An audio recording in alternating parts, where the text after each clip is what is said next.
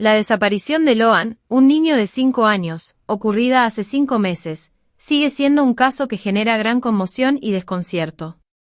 Lo que comenzó como un almuerzo familiar en un entorno rural se convirtió en un laberinto de dudas y errores. La periodista Paula Bernini, quien ha seguido el caso desde el inicio, compartió detalles que revelan las fallas en la investigación y los vínculos familiares que rodearon ese día trágico. Loan no estaba invitado inicialmente al almuerzo. La abuela Catalina había planeado un encuentro con pocas personas, pero llegaron más invitados de los esperados, cambiando la dinámica. Según Bernini, durante la reunión se habló sobre la historia del pueblo, pero no se investigaron a fondo las interacciones entre los presentes. La falta de información sobre lo que ocurrió en ese momento subraya una de las muchas incógnitas del caso. Las detenciones iniciales no ayudaron a esclarecer los hechos. Aunque 7 personas están detenidas, la justicia aún no ha identificado al responsable ni ha reconstruido los hechos con claridad. Bernini destacó que desde el principio se omitieron preguntas clave, como las motivaciones y las oportunidades de los implicados, lo que complicó aún más la investigación. Bernini también enfatizó la importancia de comprender los entornos familiares para resolver casos como este. Es fundamental entender los vínculos y las dinámicas familiares que a menudo se pasan por alto, señaló. Sin embargo, la justicia no ha abordado este enfoque, lo que ha llevado a que el caso permanezca estancado. Loan era un niño lleno de vida, y su caso no puede reducirse a un trámite burocrático. Cada día sin respuestas es un día más de sufrimiento para su familia, y un recordatorio de la necesidad de que la justicia actúe con precisión y humanidad. Este caso no solo exige resolución, sino también aprendizaje para evitar errores en el futuro.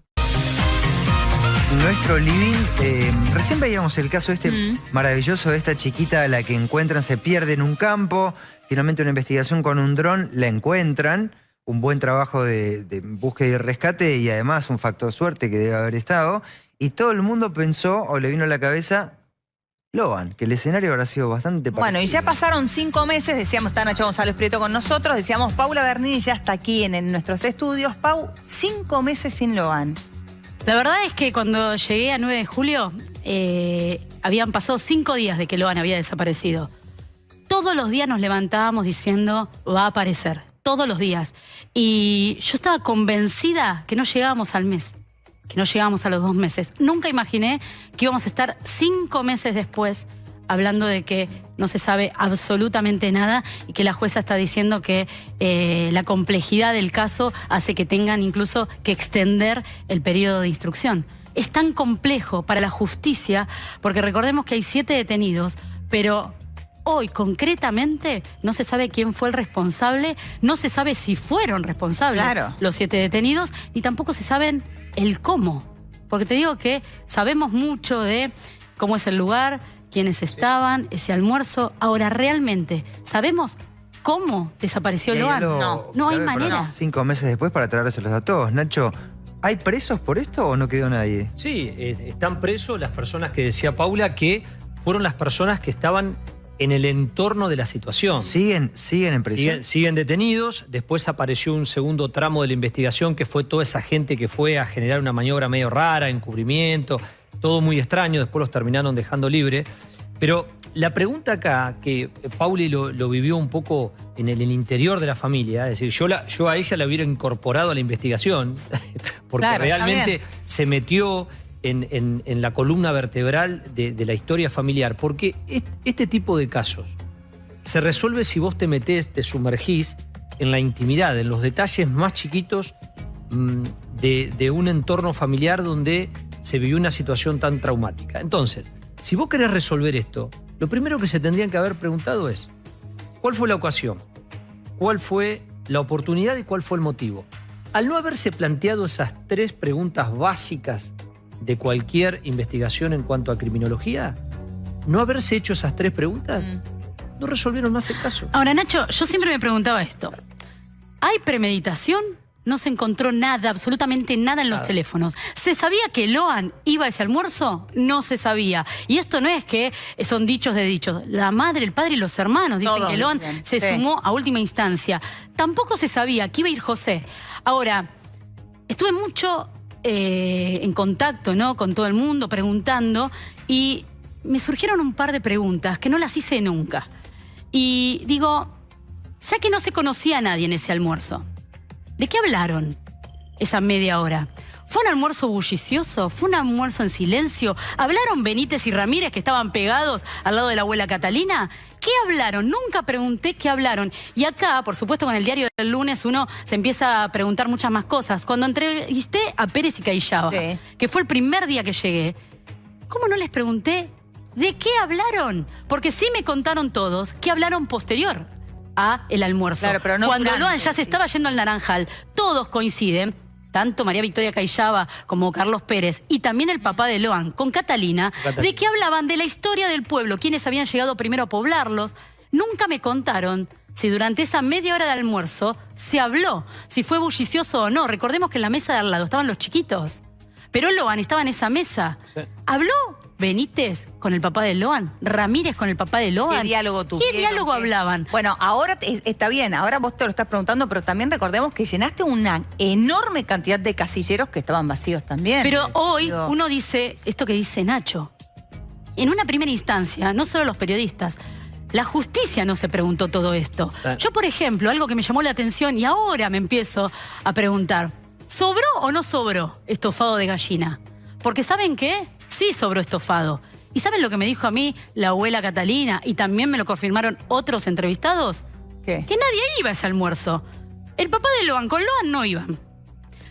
La abuela Catalina le había dicho a Laudelina que no invite a el matrimonio de María Victoria Callaba y Carlos Pérez. Cayeron de improviso. Y también hay que recordar que Millapi y Ramírez fueron invitados por Benítez. Entonces, iban a comer la abuela Catalina, su hija Laudelina, Benítez y los otros tres chiquitos. Sí. ¿Había estofado para 14 o había estofado para 5? ¿Y hubo para 14 y sobró? Entonces, Claro, está hay bien. muchas cosas que nos olvidamos en ese momento de preguntar. En ese momento creo que la justicia subestimó el caso y hoy la jueza Poser Penso se encuentra con un caso complejísimo que tiene que decir, estirémoslo hasta el 19 de marzo. Pero es complejo, acá te pregunto, ¿la jueza se encuentra con un caso complejo o se encuentra con un caso mal encarado? Mal encarado. Y por eso Claro que no sí. tiene Mirá, nada. yo te digo, yo estoy cada vez más convencido, lo dije desde un principio y me mantengo en esa línea. Estoy cada vez más convencido que estas personas se Sí. conocían, hay un hilo conductor que los une a todos, y por otro lado, al haber obtenido tanta ventaja de parte de la investigación, hizo que esto se transformara en un caso complejo como plantea Paula. Yo no tengo la menor duda, pero la menor duda, que esto fue un caso de pedofilia. No tengo la menor duda. Esto fue un caso de pedofilia. Ese es el hilo conductor de todas las personas involucradas y hay otras personas por fuera que acá hay como dos maniobras que hay que pensar. Una se llama el efecto cardumen, que es lo que estaba diciendo Pauli. Había un grupo de chicos, había que pasar la red y alguno en la red de ese cardumen de chicos, Sí. alguno iba a quedar. Eso como punto número uno. Y como punto número dos, lo que hay que pensar también es el tema de cómo se investigan los casos en Argentina. Porque si vos un caso no lo tenés bien encarado desde un principio, la cuestión no se resuelve más. Lo hablábamos con Pauli cuando ella viajó a hacer el caso de San Luis. Bueno, ahí nos preguntamos cómo está preparada la policía, cómo está bueno, ese preparada es la otro fiscalía, cómo están preparados los juzgados en distintos pueblos, porque no estamos hablando de acá, de la ciudad de Buenos Aires. Y cuando hay pactos de silencio, y ahí voy al segundo factor que yo decía, el efecto balcón es peligroso, porque el efecto balcón es alguien que no está detenido, no está imputado, no lo descubrieron, tiene mucha información y tiene cierto poder y está como en un balcón mirando desde arriba. ¿Vos decís que hay alguien que no apareció? No tengas la menor duda. Yo también estoy Que segura. hay No, no personajes tengas la que no menor están duda. en No esta podemos historia, decir Pau. que todos los que están detenidos sean la totalidad de la Pero el red. pacto de No silencio, hay chicos, manera. ¿puede durar tanto? Y sí, vos preguntate por qué está ese pacto de silencio. Qué pesada es la situación. Claro, que hay ¿Los dos detrás. coinciden en lo mismo, en que acá hay gente que no, cuyos nombres no conocemos? Yo ¿Seguro? estoy segura. Y te digo una cosa, hago todo el tiempo este ejercicio de a Loan lo atropellaron. Digo, a Loan lo atropellaron. Él no vino, ¿sí?, de regreso a la casa de la abuela Catalina por el camino por el que fue, cruzó este campo travieso. Ahora, tenemos que decir que Loan, cuando salió del Naranjal, para decidir cruzar por el campo, tuvo que pasar por el camino que lo regresaba a la casa de la abuela Catalina. ¿Por qué un chiquito de 5 años va a decidir no agarrar el mismo camino y que está también marcado y cruzar por el campo? Y les digo más, si Loan no llegó a ver la huella de ese camino que está bien marcado, desde que empieza a caminar, a cruzar el campo, ve la tranquera, que era una referencia para él. Pero no, supongamos que no, decidió cruzar el campo. Y que llegó, ¿sí?, al mismo tiempo que Pérez y Callaba se estaban yendo al camino y lo atropellaron. No aparece el cuerpo. Sí. Nadie dice que esto fue así. Por otro lado, Pérez y Callaba, más allá de que son un matrimonio consolidado, se miraron los dos y dijeron, carguémoslo y lo desaparecemos. O sea, no hubo ningún tipo de debate. Claro. O sea, Laudelina lo ve y no dice nada, decide callarse. Porque María Victoria la mira con una mirada furiosa y ella dice, listo, vamos a callar esto hasta el día de hoy. Sí. Entonces es muy poco sólido, ¿sí? Si tenemos que estar hablando de la teoría del accidente. Entonces acá totalmente. es donde decimos, si se lo llevaron, es como dice Nacho, hay más gente involucrada y a eso se debe el silencio. Mirá, hay algo que a mí me pasó en lo personal, seguramente a Pauli también.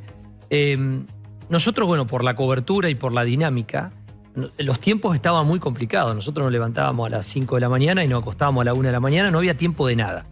Entonces, por una cuestión de rutina, yo había decidido más o menos a las 3 de la tarde, me iba al hotel, ahí me pegaba una ducha en 20 minutos, trataba de comer algo, iba al baño, etc. Un día estábamos en la puerta del juzgado, en la puerta del juzgado de la doctora Poser Penso estaba a una cuadra del hotel donde nosotros paramos, que es el hotel del casino en Goya. Me voy caminando, me intercepta una persona, una mujer, vestida con un traje de un personal de salud. Esa persona me dice, yo soy familiar de Callaba. Yo me quedé y a partir de ahí me muestra los documentos, me da una serie de detalles familiares y me dice algo que a partir de ese momento yo dije, acá hay una mano experta, acá hay una cabeza pensante, acá hay un organizador, acá no son tan rudimentarios, acá no son organizados, no son precarios.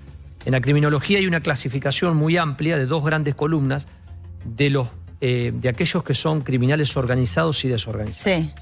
Lo que tienen los organizados es que toman determinadas decisiones para definir cosas, que es lo que estaba diciendo Paula. Esa mujer me dijo, ¿sabés lo que pasa? Que mi prima, Callaba, no era así. Y desde que se juntó con Pérez, cambió totalmente. Pérez, en las reuniones familiares, dirigía todo con la mirada, dirigía todo con los tonos de voz, daba órdenes. Ella viene de muy buena familia, nunca tuvo problemas. Tuvimos problemas con familiares directos. Un familiar directo que es un policía, un día tuvo un problema médico. Pérez y Callaba se encargaron de cuidarlo en la clínica y un día le desapareció la billetera de adentro de una mochila y le empezaron a sacar dinero de adentro de las tarjetas de crédito, de débito y del banco. Y después le terminaron echando las culpas al personal de limpieza, a las enfermeras y al personal de seguridad de la clínica. Callaba cambió. Y además, dice Pérez, en los cumpleaños se vestía de militar en los actos patrios, etc. y sacaba una espada y con la espada cortaba la torta. Eso tan chiquitito, eso tan chiquitito que me contó esta persona, para mí define todo. Pérez es el personaje clave de esta historia. Es que no nos olvidemos que estamos hablando de que en todo esto hay un ex integrante de la Armada que integraba la parte de inteligencia. Sí. Entonces, no es casualidad. Tenemos que decir que en este caso hay muchas cosas que no cierran. ¿Qué se habló en ese almuerzo? ¿Por qué fueron al almuerzo? ¿Por qué quisieron ir a buscar naranjas a 500 metros? ¿Por qué María Victoria Callaba y Carlos Pérez van a la noche al hospital? ¿Cómo podemos dejar pasar esto que dice Nacho, de que Carlos Pérez era integrante de la Armada? La verdad, hay muchas cosas, pero tenemos que decir que hoy, a 5 meses, no tenemos nada. Pauli, Nacho. Pérez conecta. Sí.